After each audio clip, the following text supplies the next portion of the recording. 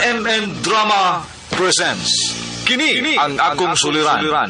Sa bugtong tuyo nga kami makaalagad kaninyo, among gituyo pagmugna kining maong tulumanon nga pagatambagan nila ni Dr. ni Elaine Bathan nga mutabang sa pag-iway sa mga gumunhap ug kalibo nga inyong gihambin ilabi na sa punto legal. Dinisab si Dr. Rene Obra ang kaabag sa inyong suliran. Ang akong suliran. Kini ang akong suliran.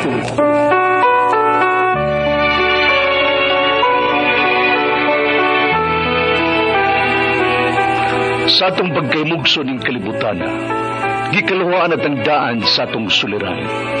Ang suliran mo'y kabahin sa itong inadlang panginabuhian. Aba na doon ay suliran nga dili mo mapasan nga ikaw ra.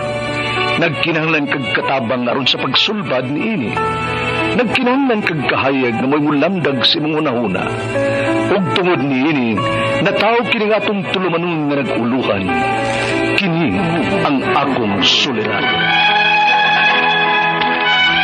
Kini ang akong suliran. Mga minugbong duwa nga matapos lang sa usag kahugna. Mga kinutlo gikan sa mga suwat sa mga minahal namong tigpaminaw. Busa kung naduna kamoy suliran nga naggumon karon sa inyong galamhan. Suwata ka na og ipadala ning atong tulumanon. Kini ang akong suliran. Aron kabuhatan ka na og duwa sa kahanginan og pagatambagan sa mga bulawanang hunahuna. Kini ang akong suliran. Kini ang akong suliran. Sinumuat ni Teresa Tirul Soria, ubos sa direksyon ni Ingrid Miss Iver Tudaso. Dalit kaninyo sa RMN Drama.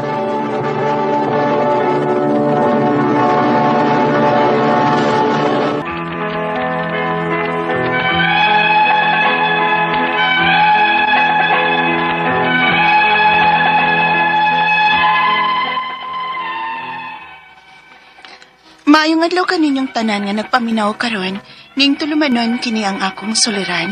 Ilabi na kaninyo Dr. Rene Obra o Attorney Elaine Bathan. Ingon man, sa mga artista nga maghatag og kinabuhi ning akong suwat suliran. Tawgalan ko ninyo sa pangan nga Inday, 26 anyos. Minyo ug may duha ka mga anak, taga Davao de Oro. Punto medikal kini akong suliran. Kabahin kini sa akong rigla nga halos di man mohunong. Aron inyong hisabtan, sugdo na ako human ko mga anak sa ikaduha na mong anak. Ingon inyang mga panghitabo.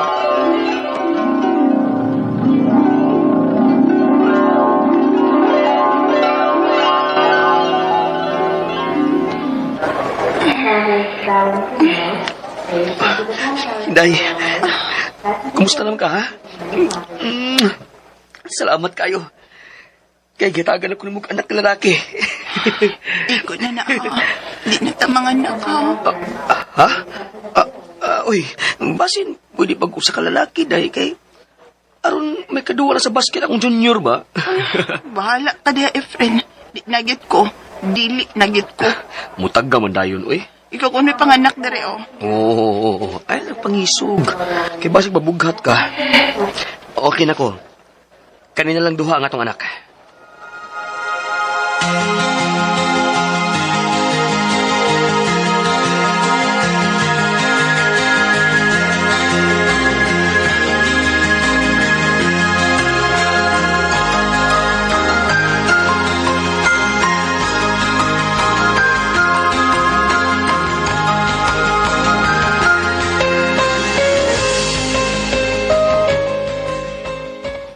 Oy, kadali sad ko ninyong muundang.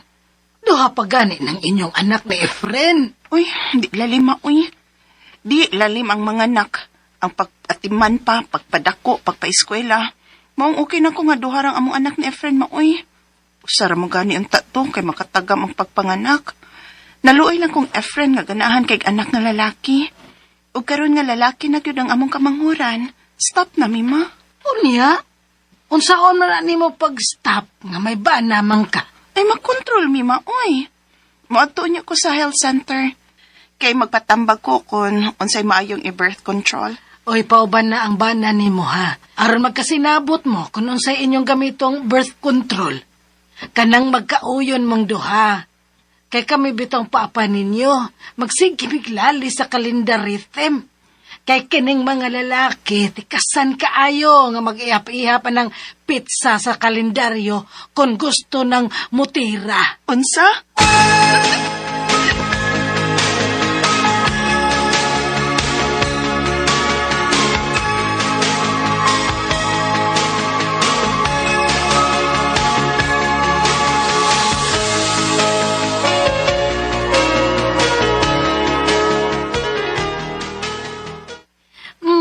Unsa may inyong gusto atong akong gipasabot ninyo, ma'am, sir?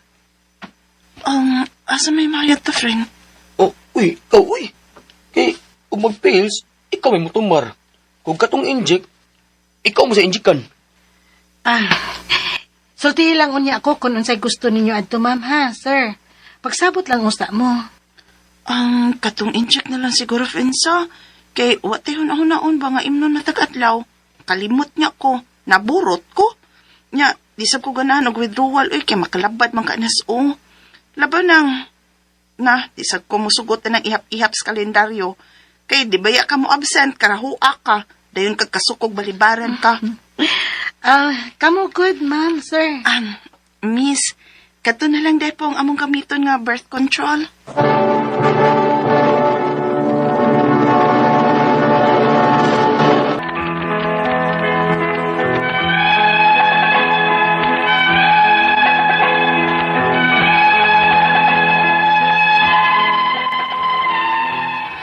Nauyo na mo sa kumbana nga depo ang gamito na mong birth control.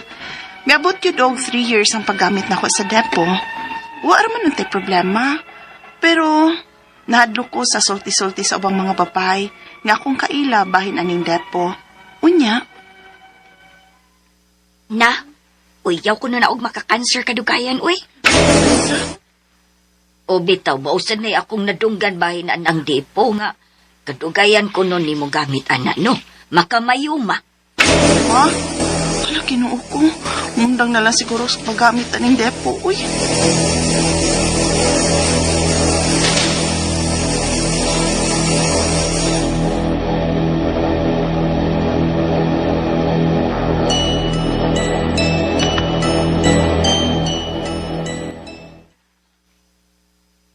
Ha?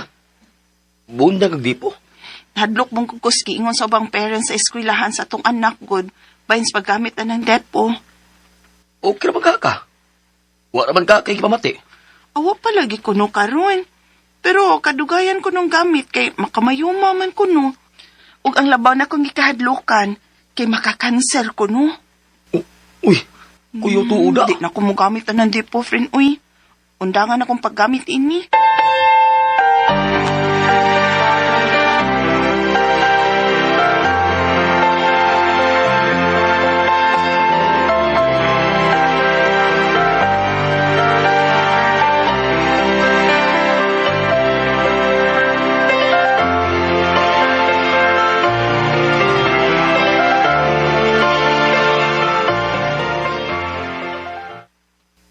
Friend, sukad bangag yung dangan akong pagkamit sa depo. Dugo naman ko og tagtulo kasi mana. Ha? Unsay tagtulo kasi mana? Laki, tulo kasi mana nga dili mo undang akong dugo. Mubuha na gani hapit. Bitang, kapantay bitang ni mo sige balibad na ako kay gidugo pa. Wala na undang-undang. Balik ko sa health center, uy. Kabasig na unsa na ko ani. Si bako lang yung tao, matinuot tong giingon sa mga kauban akong parents. Unsaon na lang ka ang atong anak, no?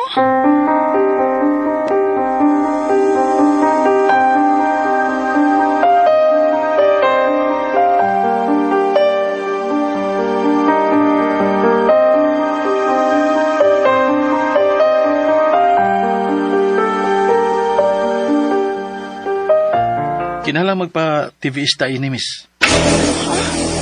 Unsa man ang TVS talk?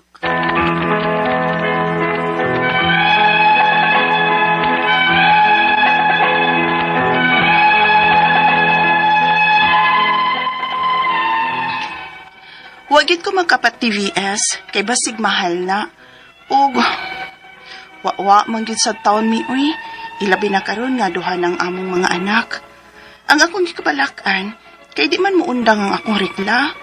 Usahay, moabot na magbuwan ang akong regla. Ang akong mga pangutana mao kining mosunod. Unang pangutana, human ko muundang sa paggamit og birth control nga depo, dagdugay naman hinon muundang ang akong regla. Usahay, mubuwan na lang. Tungod ba ni sa akong pag-undang o tungod sa tulo ka tuig na kong paggamit sa depo? Ikaduhang pangutana, nahadlok na ko karon tungod sa sulti-sulti sa uban nga makadaot ko no ang paggamit og depo. Makamayuma ko no og makakanser. Tinuod ba? Duna ka ko aning sakita? Ikatulong pangutana, mibalik ko sa among health center tungod sa irregular na kong regla ug tagdugay mahuman.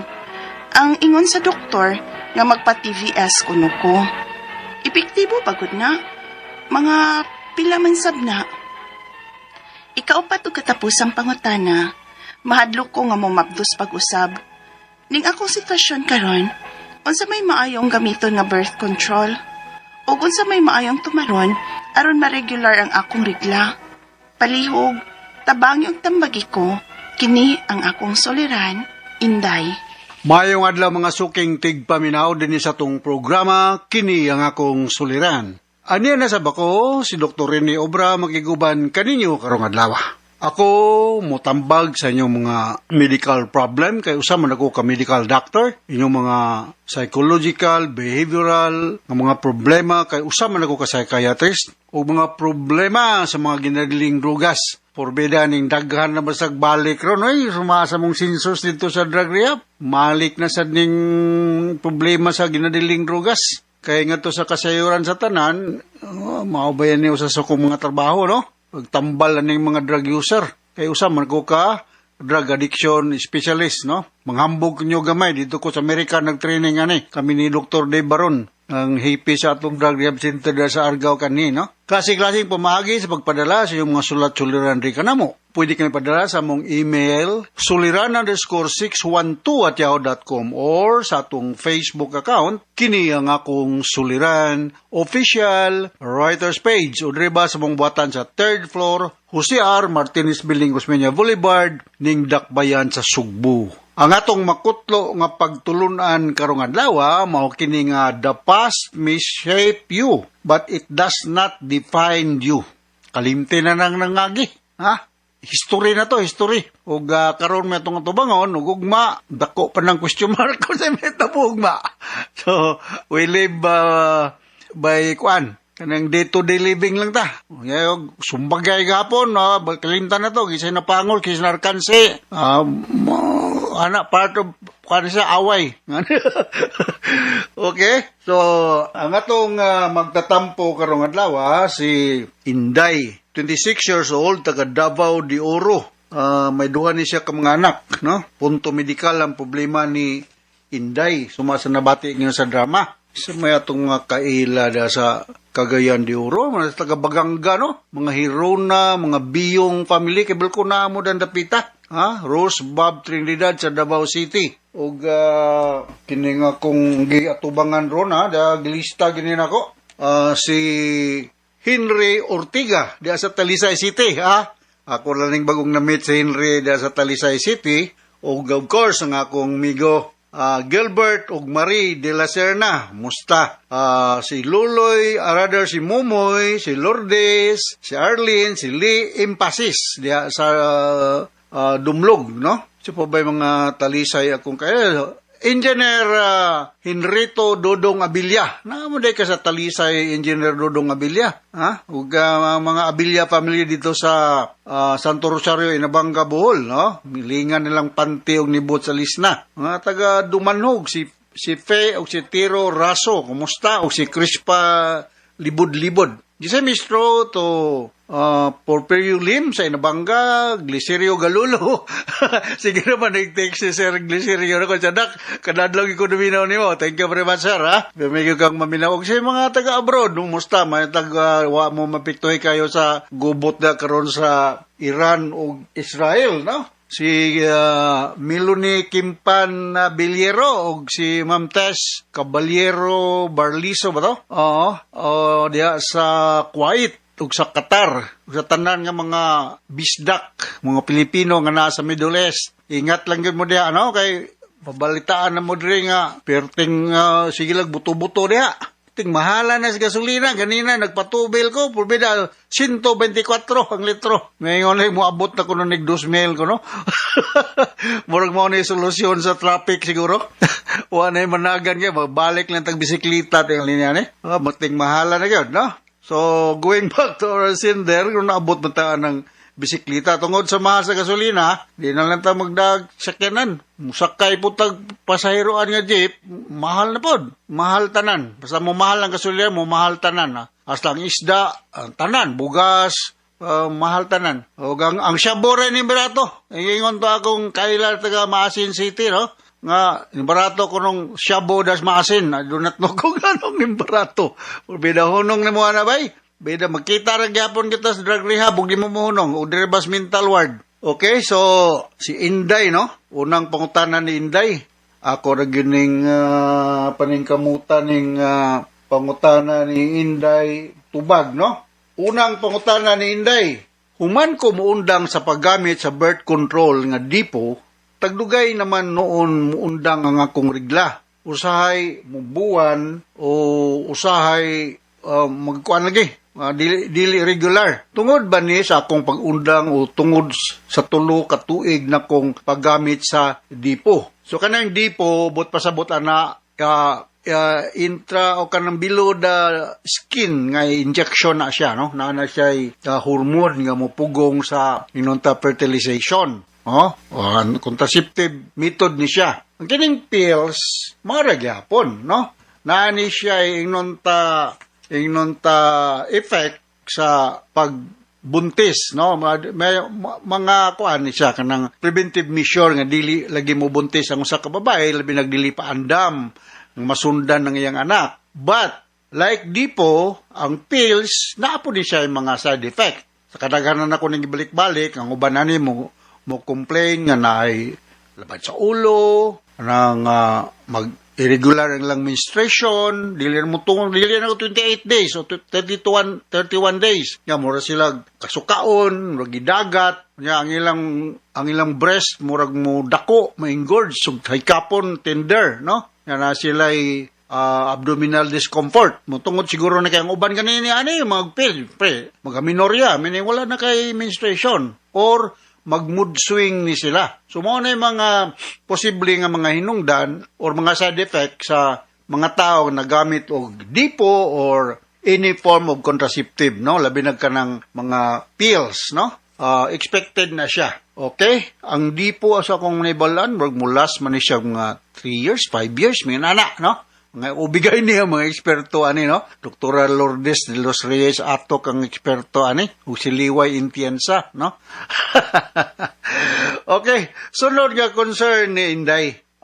Nahadlok na ko karon tungod sa sulti-sulti sa uban nga makadaot ko ng paggamit og dipo, makamayuma kuno og makakanser. Tinuod ba doon na ko aning sakita? Well, until now, wa may inunta confirmatory nga makainguntang hinungdan nga nung naay cancer ang usa ka tao o whatever form of cancer, dili lang sa uterus. Pero naay mga teorya nga something to do with hormonal, stress, trauma, infection. So, naay mga ingon na. So, para magsuta, kung naaba kay inunta abnormal nga nagtubo da nga mas, magpa-examine ka, naman na yung mga pamaagi na magnetic resonance imaging, na positron emission test, very basic, speculum exam sa mga obigayniko, may makita nga nagtubo diha nga ng tumor or mass, ay ang dipo, just like other contraceptive, naani siya yung mga adverse effect, kay ma-altered man good ang hormonal level niya So, maka-increase niya siya sa risk sa cervical cancer. But, dili good makatumbok nato nga maugi siya hinungdan akong balikon, dili maka-increase rather, maka-decrease, makaubos siya sa risgo sa cervical cancer. Sorry dili maka-increase, kundi maka-decrease, makaubos. Bantayan lang nimo nga walay mga komplikasyon like infection, posible, or kining mga other minunta contributory factors like trauma or naabakay ginabati sa other parts of your body nga posibleng mo metastasize o mo na dapit sa imong internal sex organ. Okay? Ning kamot ug po ko inday ha, dili ba ako ubigay ni pero ako lagi ning paningkamutan no. Ikatalo pangutana, nibalik ko sa among health center tungod sa irregular na kong rigla og tagdugay mahuman. Ang ingon sa doktor nga magpa-TBS kuno ko. Epektibo bagod na mga pila man sa wakoy ideya og pila ng TBS no. Usa na sa inunta diagnostic nga procedure. In fact, dili ko familiar kayo aning mao nga procedure. Pero sunda lang ang imong giingon sa doktor. I hope nga ang nag-advise sa imo o sa kaubigay ni parang ma-confirm kung aduna ba'y abnormal nga finding, no? Naaman tay pap smear, naatay blood chemistry, daghang mga pamagi, na? Para nga masuta kung naabay abnormalidad nga nagtubo diyang lapita. Diya sa Davao de Oro, I'm sure na ay mga dagkong hospital diya nga makahimuan ng mga laboratory nga mga procedure, no? Kung pila, wala ko idea inday, no? Depende siguro sa hospital. Kung private, siyempre expected taas. Kung government, medyo baka minus-minus, no? Ikaw pa to katapos ang pangutana, mahadlo kong mumabdos pag-usab ning akong sitwasyon karon. Unsa may maayong gamiton i-birth control ug unsa may maayong tumaron aron ma-regular ang akong rigla. Okay, you are still 26 years old, duhay mong anak, mahadlo ka mumabdos ug usab. Daghan tayong mga pamagi sa birth control. Usa na niya pinaka acceptable sa katolikong simbahan kining ritem. Pero mao lagi dili lagi reliable kayo. Ang kining pills is more than 90% reliable basta kay imo lagi ning tumanon sa pagkuan. Nya kanang implant reliable man gyapon na.